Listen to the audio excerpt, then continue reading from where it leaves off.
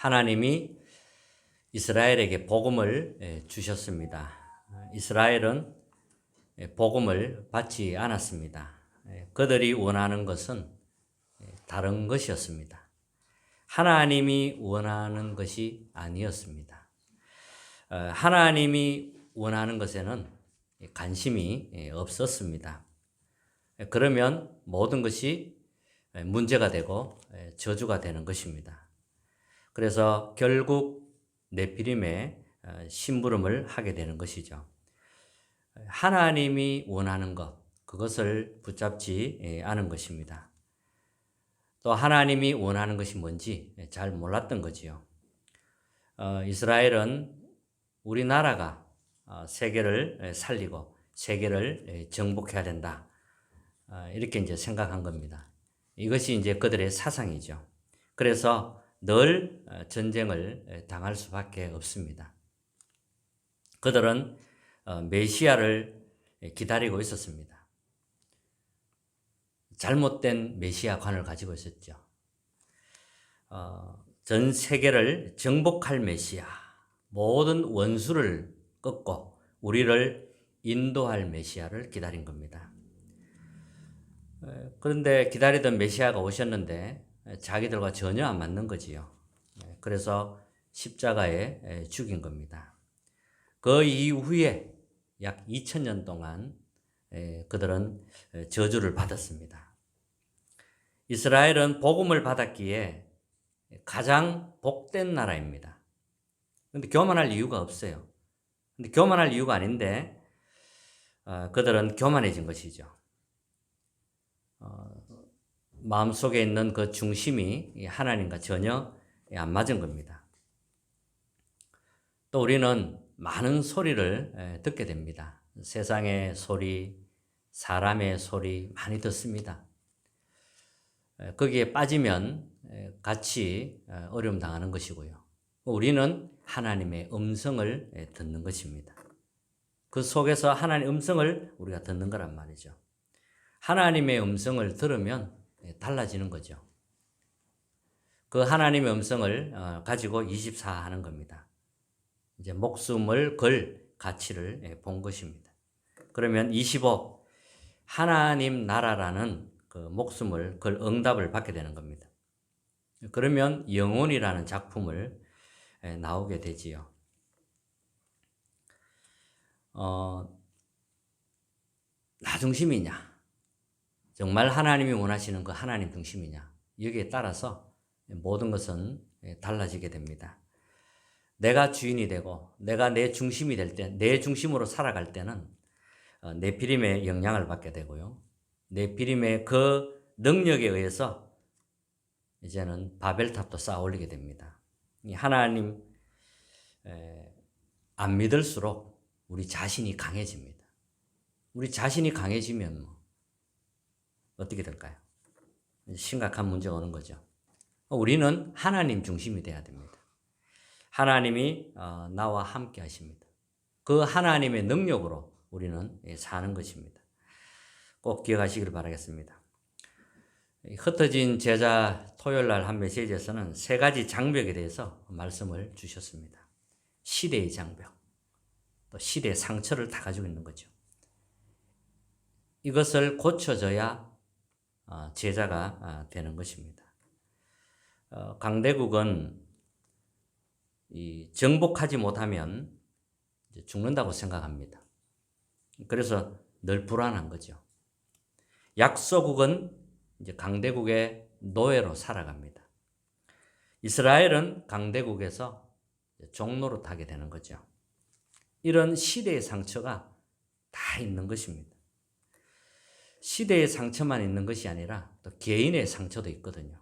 잘못된 선민사상, 노예되고 포로되고 속국된 그런 그 속에서 받은 상처, 그런 근성들이 다 있는 거지요. 또 오래된 가문과 개인의 상처도 다 가지고 있습니다. 또 종교의 상처도 있습니다.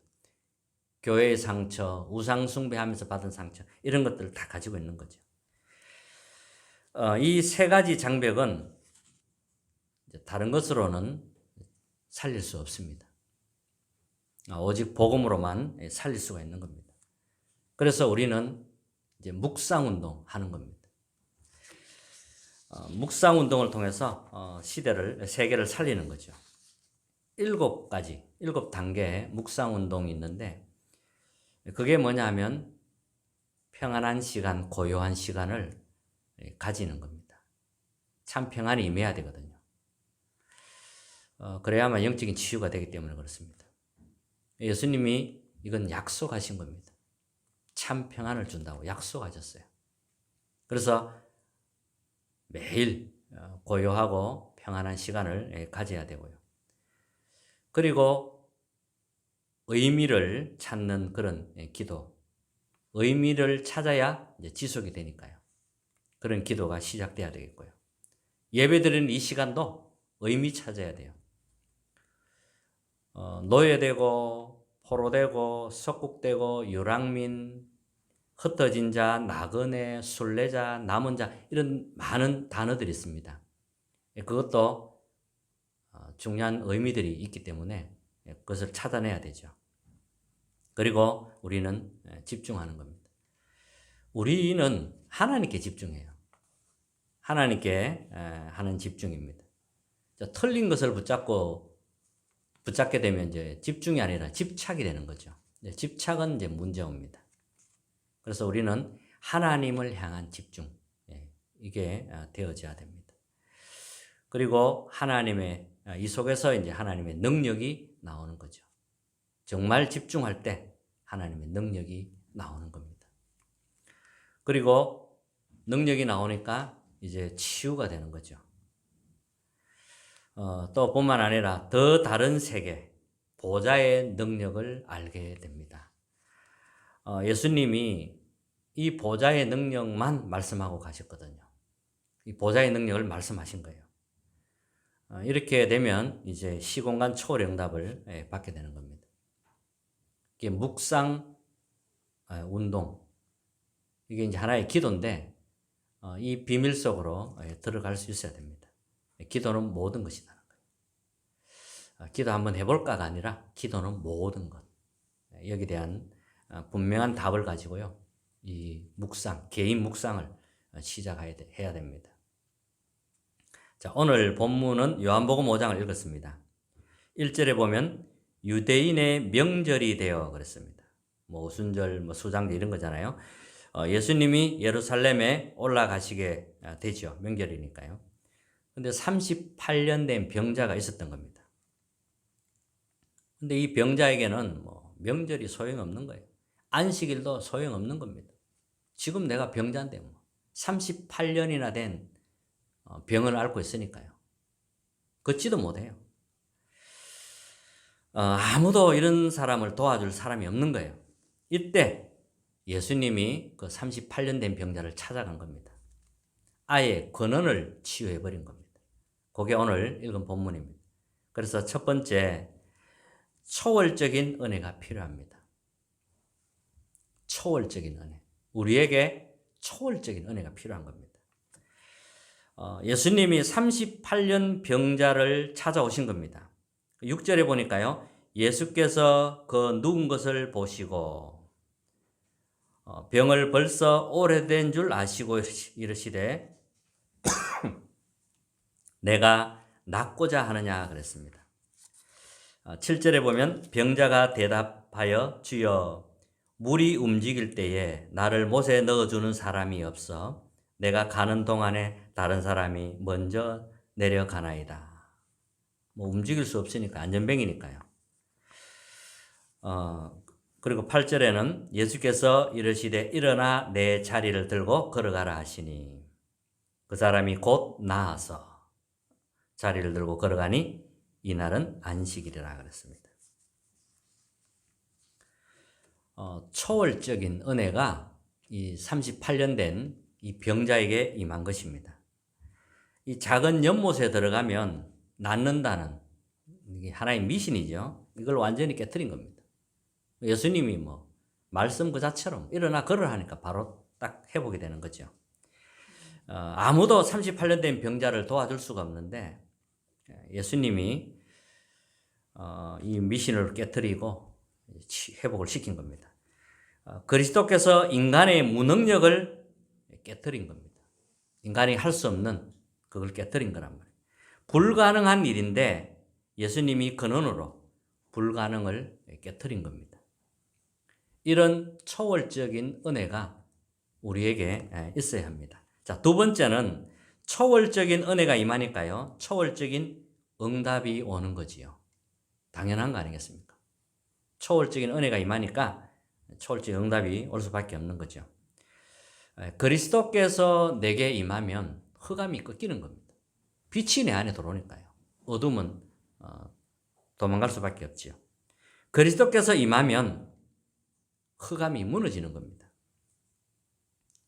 그리고 하나님 말씀이 임하면 영적 상태가 바뀌는 겁니다. 오늘 그리스도께서 명령하신 겁니다. 명령과 권세가 나타난 겁니다. 6절에 다시 한번 제가 읽어드리겠습니다. 예수께서 그 누운 것을 보시고 병이 벌써 오래된 줄 아시고 이르시되 내가 낫고자 하느냐 그랬습니다. 그러니까 예수님이 바로 이제 치유를 하는 거죠. 낫고자 하느냐 하니까 병자가 대답하여 주여 물이 움직일 때 나를 물에 넣어주는 사람이 없어 내가 가는 동안 다른 사람이 먼저 내려가나이다. 낫고 싶은데 이제 움직일 수 없으니까요. 그러니까 예수님께서 낫고자 하느냐, 낫고자 싶다는 거예요. 예수님이 이제 딱 한마디 명령을 내리는 겁니다. 예수님의 그 하나님이니까 그 권세를 나간 거지요. 예수님이 네 자리를 들고 걸어가라 이렇게 명령한 겁니다. 명령 한마디예요. 바로 안전병이 일어난 거죠. 이러니까 환경이 뒤바뀌는 겁니다. 이런 초월적 응답이 오는 거죠. 자, 흑암이 꺾이고요.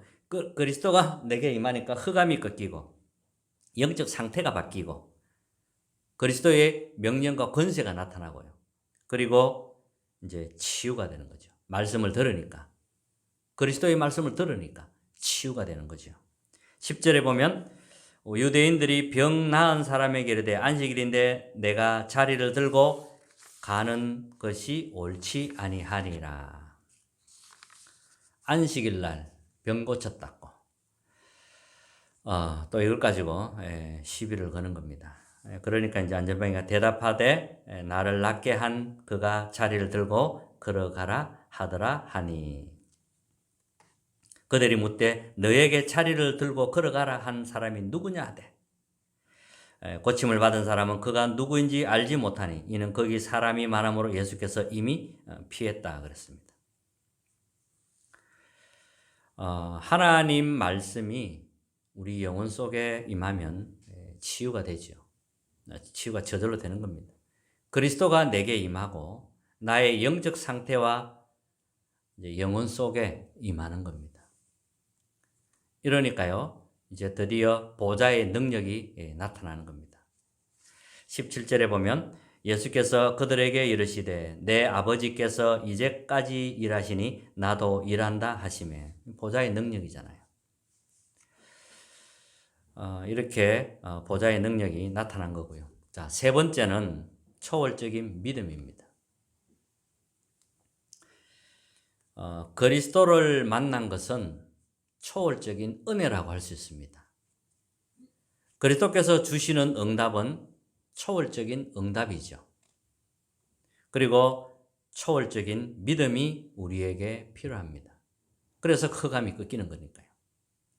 자, 안식일에 병자를 고쳤다고 유대인들이 예수님께 시비를 걸었습니다.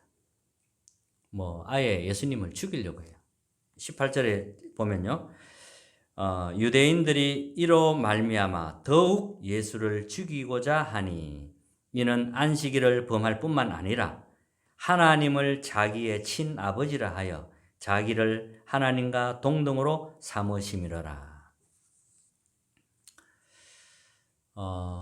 예수 그리스도는 바로 하나님이거든요. 근데 모르니까요. 예수님을 죽이려고 하는 겁니다. 요한복음 1장 1절에 우리가 몇 주 전에 했죠. 태초에 말씀이 계시니라. 이 말씀이 하나님과 함께 계셨으니 이 말씀은 곧 하나님이시니라 그랬습니다. 하나님이 사람을 몸에 입고 왔어요. 그리고 요한복음 10장 30절에는 예수님이 나와 아버지는 하나이니라. 그리고 예수님이 안식일날 병자 고친다고 하니까 예수님이 나는 안식일의 주인이니라 이렇게 나온 거예요. 또 막 율법을 어긴다 하니까 예수님은 율법을 완성시키러 오신 겁니다. 내 아버지께서 이제까지 일하시니 나도 일한다 그랬습니다. 이런 실제적인 초월적인 믿음을 딱 가지셔야 됩니다. 자, 그리스도를 몰라본 유대인들입니다. 그래서 2000년 동안 구대들이 비참하게 죽임을 당한 것입니다. 그런 중에 이제 초대교회는 세계복음을 하게 되지요. 자, 유대인들은 틀린 것을 붙잡고 고생하고 있습니다. 그들은 외울 것은 외우고 지킬 것도 지키고 신앙생활 잘한다고 생각했죠. 율법 다 지키고 뭐 신앙생활 잘한다고 자부했을 겁니다. 그런데 결과는 어떻게 되었습니까? 비참하게 되었습니다. AD 70년 로마의 디도 장군에 의해서 이스라엘은 완전히 불바다가 되고요. 성전은 싹 없어져 버렸습니다. 구대들이 2000년 동안 흩어져서 비참하게 어려움을 당했죠. 자, 그렇다면 도대체 이 예수 그리스도는 누구신가 하는 겁니다. 이 초월적인 믿음이 있어야 합니다. 그리스도 앞에 흑암 세력은 벌벌 떨거든요. 이 흑암 세력은 다른 것으로는 절대 이길 수가 없습니다. 오직 그리스도로 해야 됩니다. 이 체험과 응답이라 해야 되는 거예요. 이 응답을 받아야 되겠습니다. 그리스도는 성삼위 하나님입니다. 이 초월적인 믿음이 있어야 되는 거죠. 결론입니다. 자, 복음 가진 한 사람의 기도는 보좌와 우주를 움직이는 시간입니다. 밤에는 강단 메시지를 붙잡고 기도하시면 되겠습니다. 유목사님은 밤에 메시지를 놓고 기도하고 하신다 하셨습니다. 우리는 그 메시지를 붙잡고 집중적으로 기도하면 되겠습니다. 그리고 낮에는 생각나는 것, 우리가 현장에서 살아야 되잖아요. 생각나는 것, 또 여러 가지 문제를 만납니다. 떠오르는 것, 이런 것을 놓고 집중적으로 기도하는 것이고요. 그리고 아침에는 힘없는 집중적인 기도를 하는 겁니다. 이 시간이 분명히 있어야 합니다. 저도 어제 이제 잠깐 준비하면서요, 이런 생각이 들었습니다. 이번 주는 정말 제대로 좀 더 집중하는 시간을 가져야 되겠다. 이런 시간을, 이런 마음을 먹었습니다. 이번 한 주간은 저도 말씀 좀 제대로 붙잡고요. 핵심 메시지, 또 본부에서는 1부, 2부 메시지, 이거 다 정리하면서 또 적용도 하고 집중적으로 기도하려고 그런 마음이 생겼습니다. 그래서 다 같이 우리 기도해야 되겠습니다. 이번 한 주간 말씀 붙잡고요. 창조의 능력으로 정말로 나의 근원이 치유되는 그런 은혜가 있으시기를 주님의 이름으로 축복합니다. 찬송가 400